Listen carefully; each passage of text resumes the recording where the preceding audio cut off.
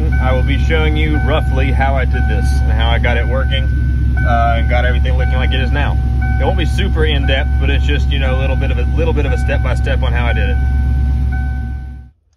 To remove the old cluster, we're going to need to first remove these two 7mm bolts. There is one on each side. Once you've removed those two, you're going to pull off your light knob. Mine just pulls straight off. Some of them have a little clip on the back, but mine does not. Or maybe it's broken, I don't know, but mine does not. All right, once you have that removed, there should just be friction clips that hold it in. You're going to carefully remove this. It just pulls off. I'm going to do it off camera so I can use two hands so I can make sure I don't break it. It ended up being so easy that I reinstalled it so I can remove it again off camera, or on camera. But I grabbed right here and the whole thing came out. Well, not quite, but almost out. Let's lower the steering wheel down as far as it will. And it is out.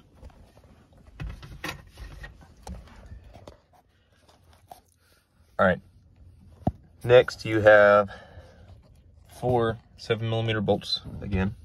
One there, there, there, and there. So I'll go ahead and remove those. All right, once you have those 4 bolts out, you're simply going to tilt it backwards. I'm gonna try to do this one-handed. Tilt it backwards. There's gonna be connectors in the back you got to remove. I've already removed those off camera because it's really hard to do with one hand. But you reach back there and remove the connectors, then there's 2 of them. Set that to the side. And now you have the old instrument cluster completely removed. It's really simple, but there we go. And this is roughly how it's going to be, or where it's going to be installed at right here. This is not the gauge I'm using, but it's just something I had pulled up to show you guys. You can edit and customize a lot of this and hook up the different PIDs to different things. It's a lot more sophisticated than most of your OBD2 apps that you can get. All right, guys, here's the continuation of my last video. Got the tablet pretty securely mounted. I've got some slots cut out in the bottom for it to sit in, and I've got that bar going across the back that it is Velcro to. So it's technically removable, but it's really solid in there. It doesn't move or make any sounds at all when I'm driving around. Now, next thing I'm going to do is figure out as a way to charge it or keep it charged, and turn the charger on or off without having to reach around or unplug it, because I'm going to have ABS trim in here, ABS board or plastic board as trim when it's all said and done. So I want a way to have it charging and be able to turn the charger on and off when I want without having a bunch of wires running everywhere. So to do that, I got a DC to DC 12 volt to 5 volt converter that I'm going to wire into an always hot wire, and I got a USB hookup on there, so I'll have a charger on it that'll be back in behind there, and I'm going to run it to this switch, which I think I'm going to mount somewhere on this piece of trim, probably right there.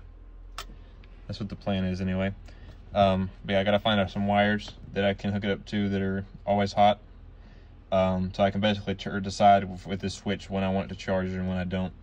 So that is what I'm going to do, and I'll get back to you guys when I have figured something out. All right, I've got my little converter bolted in place back there. Got it hooked up to power and ground. Got my switch mounted right there to turn the charger on and off. The charger I have in there is a little bit longer than I want, so I'm gonna get a short one here at some point. But yeah, it's all in place. I got it all mounted in there good. Really, the main thing I have left to do is to just cut out and mount my ABS plastic to fit in these areas on the side right here. And it'll be basically complete at that point. I still have to add, I'm gonna swap out this for one of the little pod style pieces of trim, so I can have 2 gauges up here. I'm gonna have a fuel gauge, because that's the one thing I cannot log on here is on this tablet is my fuel. So I'm gonna have to put an aftermarket fuel gauge here. I can put it anywhere, but I prefer to have it here. I'm gonna have some other gauges actually, just for a backup in case something happens to the tablet setup. So probably have the A-pillar style gauges here, maybe a tachometer right here. But I can log all that on here, but I'd rather have backups just to be safe. But yeah, that is it so far. I got all that secured back there and wired in, so I don't have a bunch of ugly wires coming out everywhere. So all that, you'll only be able to see it. I'll have the ABS plastic covering this area here, and I can just turn it on or off with a switch. So that works out very well. All right, the almost completely finished product is this.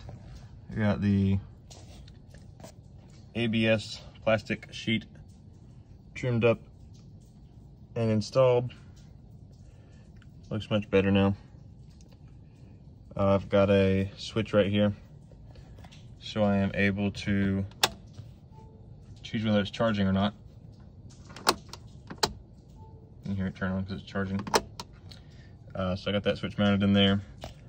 Going to the converter I put in there that I was in the last part of the video. This is not the screen I'm going to use. I still have just a default screen. I haven't really done anything to it yet. I'll make a video later about doing that. But yeah, this is I have some things I like to change and fix in the future, but it turned out pretty well. I like it very much.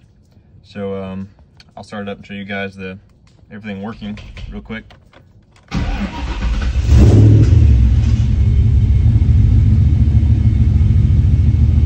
See, it's a fully functional little gauge display, I guess.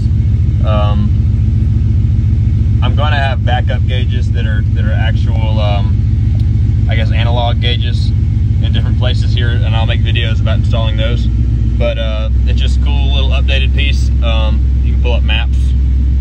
It's really bright, but you can pull up maps on there. You can data stream your info. You can play music. You can basically update or upgrade this little app to do whatever you want for the most part. But yeah, that's the video, guys. Thank you for watching. If you liked it, be sure to give it a like and subscribe. Thank you for watching.